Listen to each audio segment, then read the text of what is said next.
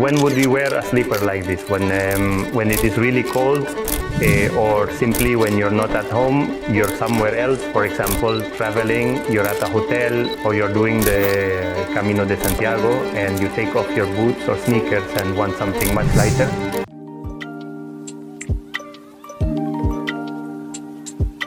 I'll start, okay? No, yes, but speak to him. Yes, but I'll start, all right? Let's not talk over each other. All right, one more step. I'll add this later, David. Hi there.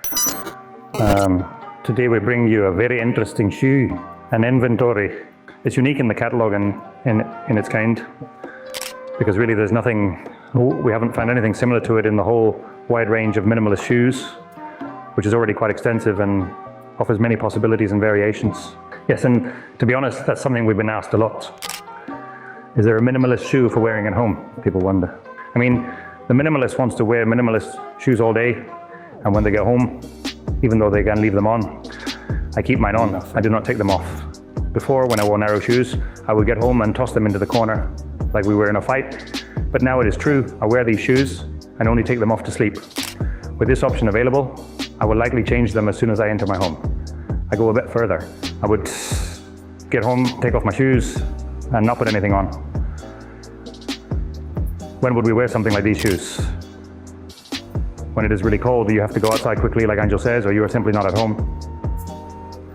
For example, when you are traveling, staying in a hotel, or walking the Camino de Santiago, and you take off your boots, your sneakers, and you want something much lighter, or you're in a caravan, or traveling on a plane, because to be comfortable, you always need to wear heavy shoes, if it's not something light.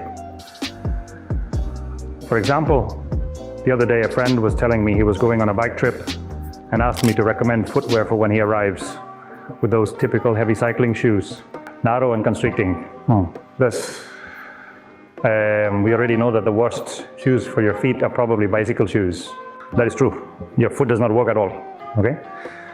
So, I would recommend these, because you can first throw them in your backpack, since they are like shoes for backpackers, but for cycling. You can do it like this, and you put this in your backpack, or roll it up exactly. You have to fit it into any little space. And keep in mind, this is a size 46, which is a very large shoe, but you can fit it anywhere. And honestly, this is very comfortable. And then that spaciousness and how lightweight it is make your feet feel really relaxed when you reach your destination. And then you have to check out the sole, which is so interesting. The truth is, it has a tread pattern that gives you versatility. For example, if you're in a caravan and you need to step on natural ground, even though you might be parked by the roadside or at a hostel after the Camino de Santiago, there are cobblestones, dirt, something that gives you a bit of traction. Well, you haven't told me the name. What model is this?